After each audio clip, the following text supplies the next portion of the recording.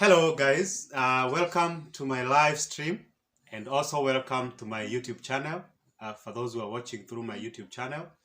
So I want to share something with you today, and this is something that I've gone through personally. Sometimes you go through challenges, sometimes you go through hardship, sometimes you go through tough times and you feel like this must be God punishing me. Na kama sio kunipunish, lazima ni kunitest na nitest. Anataka aone patience yangu imefika wapi, and because of the tough times that you're going through. So I happen to go through a tough moment in my life. I'm going to share that. But one thing that I want to show you is that sometimes God does something in your life when you're thinking that it's Him punishing you. In real sense, it's God directing you to do something better and more meaningful with your life. Last week, well, depending on when you are watching, but prior to the date, and this video has been uploaded. So last week I was going somewhere. I have a side hustle ya branding.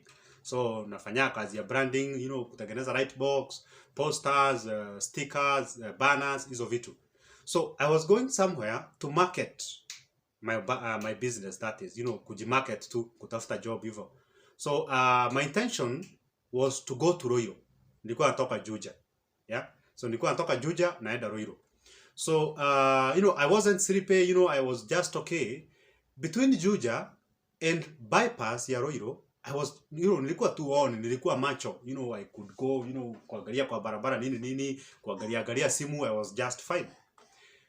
But what happened is something that I didn't understand. Because from Roiro bypass, nilijisikia nikiwa KU. It's a very short distance, alright?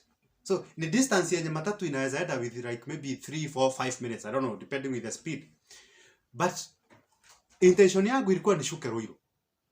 Nikiwa bypass nilikuwa tu sawa, najua after bypass hapa, ukitoka Juja after bypass next hapo tu Beneni, si unafika tu Roiro. So that's what I was thinking. So I was ready nifike hapo Roiro, nishuke niende ni market. It was in the evening 5, 6 hapo.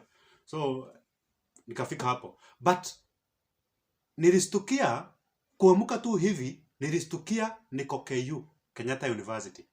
So meaning I dozed off, and within few minutes nilikuwa already nishapitishwa Roiro, that's where I was going. So wakati niliamuka hivi tu nikastuka, I asked the lady who was seated next to me. Nikamuuliza, na kwani tuko wapi? Haya, tushapita Roiro. Akaniambia tushapita Roiro, ndio hii KU. Kuangalia kado ni KU. So I didn't panic because I wasn't going to a specific place. Ati lazima ningeenda huko. So I told the conductor, nimepita Roiro, nilikuwa naenda Roiro, but nimepita Roiro, so nipeleke to the next stage. So nikamwambia wewe nipeleke tu mbele. Stage next ni drop hapo. I will be good. So the next stage ni kubwa kidogo, that is ni sukari, kahawa sukari. So nikafikishwa kahawa sukari na nikashuka. So nikaamua now I cannot go back to Roiro. Nikisema nirudi Roiro nitafika huko karibu 6:30. So I won't even have enough time, to move around and market my business. So I decided now nitazurura kahawa sukari. So kahawa sukari nikaanza, it was around 6 p.m. So nikazuguka, I didn't sell anything for about 1.5 hours or almost 2 hours. So I didn't sell anything. But around 8 p.m., kumbuka nilikuwa na M-Pesa 3, to LED ya M-Pesa. So around 8 p.m., I sold the first one. Around 8:20, I sold the next one. Around 8:30, I sold the third one. So my intention was to go to Roiro. Lakini nika doze off.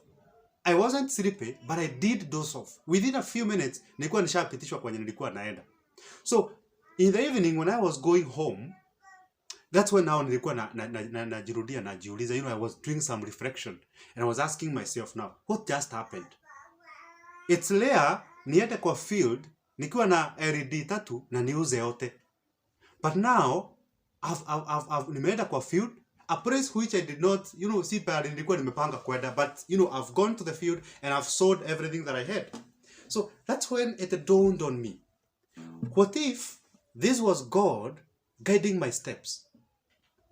Because I just slept for a few minutes na nikapitishwa kwenye nilikuwa nataka kwenda, but I went to somewhere else where I did a better job than where maybe I thought I'll go and sell my thing. All right? So at that particular moment, I was thinking that, sometimes some things happens in our lives. And we feel like, sasa Mungu nilikuwa naenda Roiro. Sasa mbona unanifanya nilale napitishwa Roiro najipata niko KU. Anakuambia no, wait, goja kijana.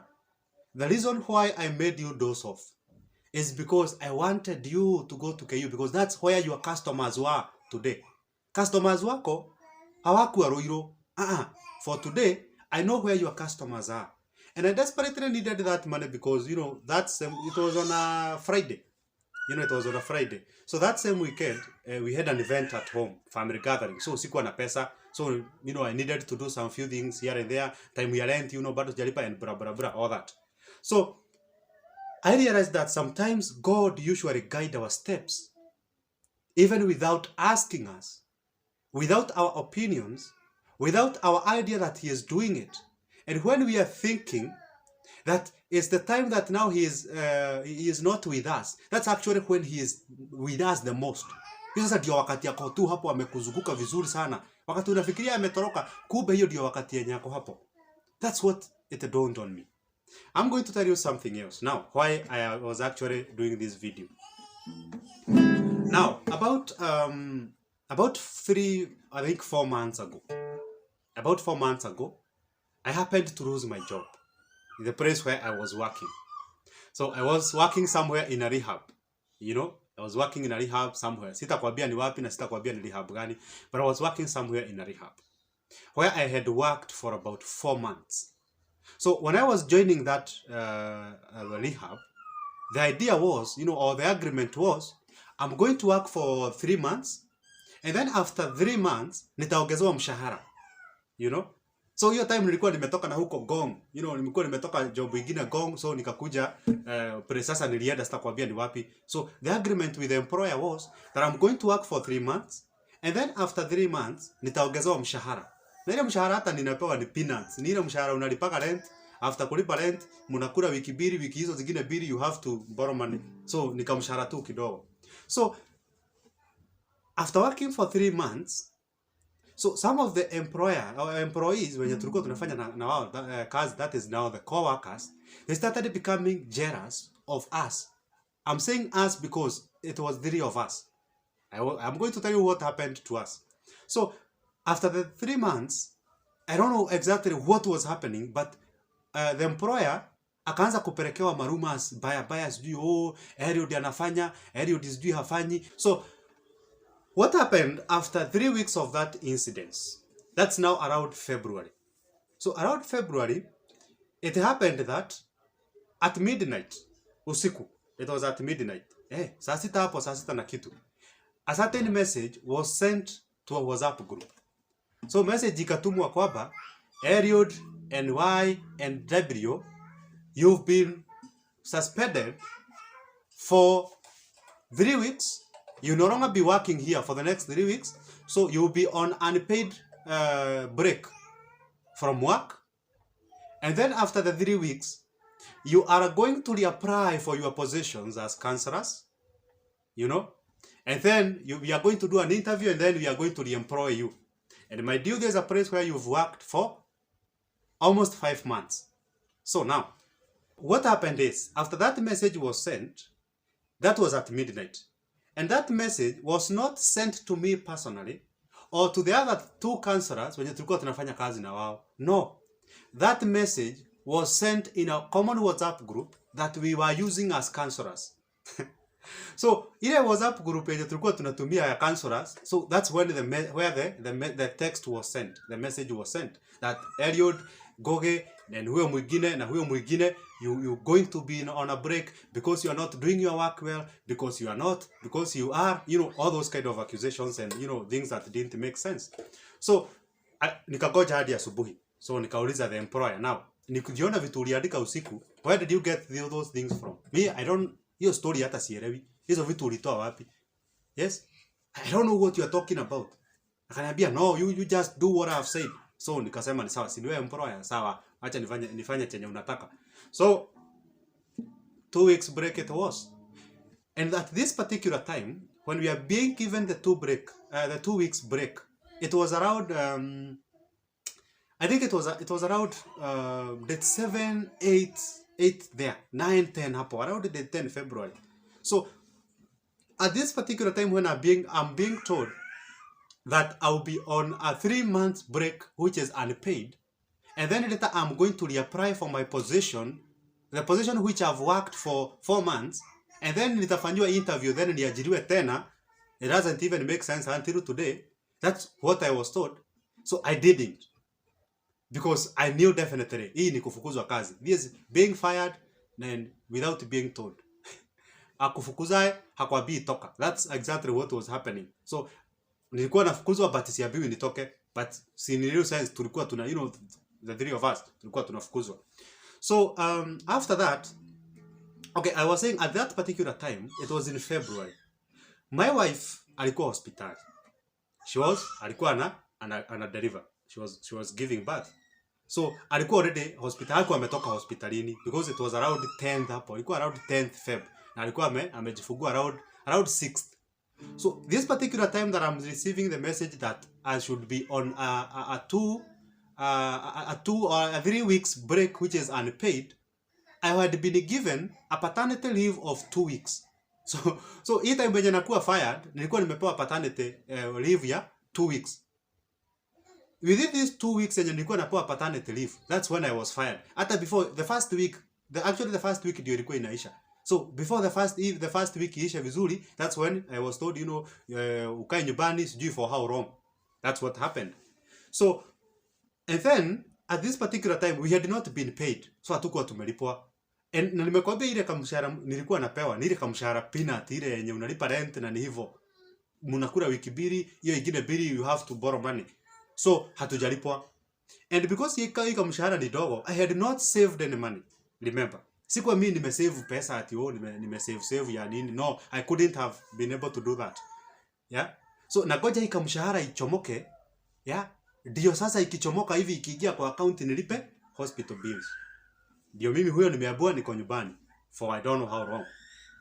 So I contacted the employer na nikamuuliza, akaniambia, you know, mimi, you know, just do what I have said and you know we have nothing to talk about. So I didn't bother him because it's, after all, it's his business. So after that, to make the long story short, my brothers and sisters and my parents, you know, my relatives, you know, saidia wife na saidia myself, you know, saidiagu, they came through and wakatusaidia, you know, kulipa bills za hospitali. And then later nikalipwa hiyo ka peanut yangu. So we were able to manage life for for about a month or less. About a month or less. So at that particular time, remember, sina kazi, I don't have a job.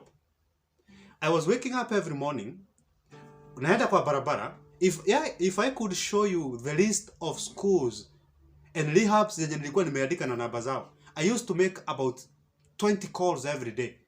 Nikitafuta job. Oh, I'm ready to go. I have these qualifications. Do you think you can hire me? Do you have a position for me? You know, naenda my interview, naenda natembea. You know, I used to do that. I did that for 2 good months with no success. 2 months. Naamka asubuhi, naenda kwa barabara. Naamka asubuhi, naenda kwa barabara. I did that for 2 good months. So, na hii 2 good months, sikumaanisha ati I have succeeded. No. I have not gotten anything. Nikwenda tu my interview, kwenda kutafuta job, making calls, you know, nobody, you know, all that kind of thing, manner of things. So after the 3 months now, you know, the first month after wife alitoka hospitali now, akakuja na mtoto. So now that's the only time which I could have managed to, you know, to pay some bills here and there. So I was forced to request my sister. And actually, it's not me who requested her. She's the one who requested me because of the tough moments, because of the tough things that we are going through. Kama wife anaweza enda, akaekae kwake kidogo as I figure things out. Nikitafuta kazi, you know, hapa na pale. So nikasema, all right, it's okay, you know, you are my sister. Chukua yeye, wife na mtoto, wakakaa kwa my sister. So they stayed there actually for about 1-2 months. It was tough. Really tough. And at this time now, I'm still struggling to look for a job. I'm still struggling to make the ends meet. Nione tu kama nitapata tu kakitu yenye nitaweza kusupport familia yangu, nilipe nyumba, nilipe bills, nifanye nini. That was not happening. So after now 3 months since I was rudely fired, during my paternal leave, in a WhatsApp group, that's how I can put it. I was rudely fired in a WhatsApp group during my paternal leave when my wife was in the hospital. Yeah? So, hivyo, ikakuwa hivyo. So, at this particular time now, it has been now about 4 months since that happened. So, it was now around the 4th month since that. I think the 3rd month, around kitu mwezi wa tano hapo, around kitu mwezi wa tano. May, this year. I'm not talking about stories that 10 years ago. This year. So, after the 5 months now, I realized that now I've tried to look for a job and I can't find any. Yeah, nimejaribu. I have made calls. I have tried visiting rehabs. I have tried visiting schools. Nothing is working for me. So, and then I sat down and asked myself, is this the story that I want for the next, again, 5 months? Stomaching, going to the rehabs, making calls and no employment.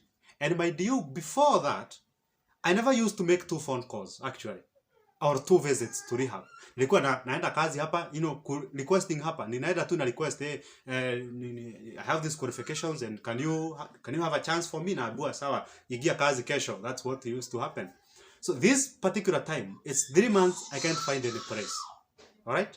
So what I did is, I sat down and asked myself, now, I have a son. Do I want to still be tamacking, kutembea kwa barabara, nikitafuta kazi, begging people to give me a job? Is that what I want to bring up my son with? Is that how I want to, to pay bills for my family? And then I realized, could it be that the fact that I've not been getting any job for the last 3 months is because God is communicating to me and telling me that, Eliud, wacha ni nini nakusubua? Wacha kushida ukizurura, ukitafuta kazi, hakuna kazi nakupea. I want you to do something bigger. I want you to do something better for your life. I think that's what God was trying to do, but I couldn't see that. At that particular time, I couldn't see that. I didn't see it coming. It was at that particular time now I thought it to myself. Could it be that I'm not getting any job and maybe God wanted me to do something?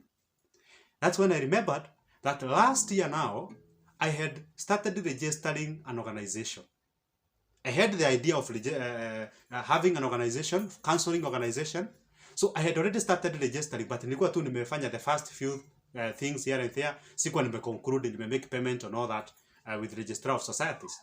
So that particular time ndio nikajiambia, now I need to materialize this idea.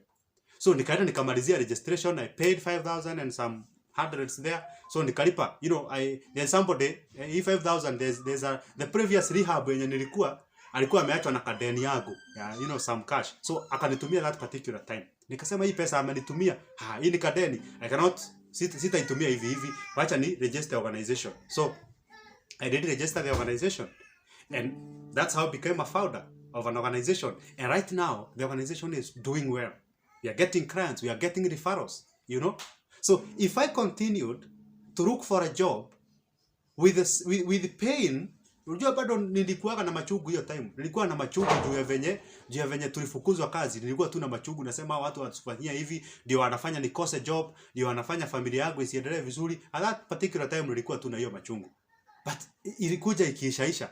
So right now the organization is doing well. And that's why I'm saying that I think God was communicating to me. Ananiambia, Eliud, I'm putting you through these struggles so that you can think and start something bigger, something sustainable, something that is going even to give you a better field, or a better, you'll be in a better place even to change more lives. But I couldn't see that. Mimi nilikuwa naona Mungu amenitoroka, Mungu amenichukia, Mungu hanipei kazi, I'm struggling, he is not, but God wanted to redirect me. Alikuwa nataka, he was guiding me all through. All right? He was guiding me, and I couldn't see that. And then I started the organization. Right now, I'm a founder. We are doing well. We are doing counseling. We are doing mentorship. We are going to schools. I've been to, some majority of you I know you've seen. I've been to almost now six media houses. I've been to Inoro. I've been to Kameme. I've been to Moge. I've been to, to several others. Ezra. Nimeenda hizo zote about mental health. And it's because of the organization yenye I registered. So my friend, This is what I wanted to tell you today. That sometimes when you feel like God has departed or has parted away from you, sometimes that's when he is the closest. Hiyo ndio wakati anakuwa amekukaribia zaidi. But you may not see that. You may not see that because you're blinded by the pain that you're going through, because you are blinded by, by the struggles. You're not able to pay bills. So that is blinding you to see God. I was listening to another conversation on YouTube, and someone was saying that when the disciples were sinking in the ocean, ilikuwa ocean ama ilikuwa sea, that one, kwa boat, Jesus was light hapo nyuma ya boat, alikuwa amelala yeye, alikuwa tu amerelax, amelala. So yeye alikuwa tu ana dream, anaota hivyo. But these guys are screaming, the disciples are screaming, they are shouting because the boat is sinking. But Jesus is right there behind them. They cannot call upon him. At the first time, hawakuwa wanamuita. They couldn't see Jesus because they were braided by, we want to help ourselves, tunataka tu tujisaidie, this thing is sinking, we are going to die. Wengine walikuwa wanasema, sasa nimeacha bibi na nilimuoa jana, hata hatujapata mtoto. Mwingine nilinunua kashamba, hata sijafanya nini, sijui nimepata, those kind of things. They were blinded by what they were going through at the moment. They couldn't see Jesus sitting next to them, sleeping next to them. And that's the same case to us. Sometimes we are blinded by the pain that we are going through. Sometimes we are blinded by the struggles, by the pain, by the suffering. And we do not recognize that it's God in our midst, in our life, guiding our steps. What I wanted to tell you today is, don't give up yet. Don't. Personally, I was rudely fired in a WhatsApp group during my paternal leave. If God was able to help me to go through that, I believe that he can help you go through that as well. All right? Pole tu. You just need to be patient. Do what you can. Start where you are and with what you have. All right? If it's friends you have, use friends. If it's family you have, use that family. If it's a few coins you have, use those few coins to make your life even better. That is the encouragement that I was bringing you today. Don't give up yet. Even when it's tough, even when it's toughest, that's when God is sharpening you the most. We always say that God lazima ipitishwe kwa moto. And that's now happening to you. You are being sharpened. All right? You think that God is silent? Of course, he is silent. But what happens? Mostly, wakati kuna silence, nini ina happen? In most cases, it is, exam time, exam in progress. Maintain silence. People are praying. Maintain silence. That means something is being cooked. Kuna kitu inapikwa. God is cooking up something for you. Mungu ako kitchen. Ndio maana amenyamaza. Because ako kitchen akijaribu kukuwekea vipochopocho, trying to, to shape your life, trying to spice your life. But you may not see that because right now you're going through pain, you're going through suffering, and it's a lot that's happening to you. But one thing that I want to tell you is, just hold on. Carry on. Don't give up. Because it's in the middle of this wave, it's in the middle of this storm, in the middle of these struggles that you're going through, that you're going to fight God, that God is going to use you to make your life better, or to use someone else to make your life better. I just wanted to share that with you. Thank you so much. Subscribe to my channel. I'll be so happy, so that you can be able to get more notification of my videos, more encouragement, more things that I'm doing with this YouTube channel. And God is going to inspire you. Did I say God is going to inspire you? Yes, God is going to inspire you through me. Good. So subscribe to my channel, guys, like, and you can share with a friend so that they can be inspired as well. I still start strong, and I know God is doing it for me. Sometimes I just look up and tell God, hata Mungu uko serious. Seriously? Ulikuwa tu unagoja niende through hiyo maneno yote juu ya hii. But it's okay. I know you're doing it. We are good. All right? So thank you everyone for watching up to the end. See you.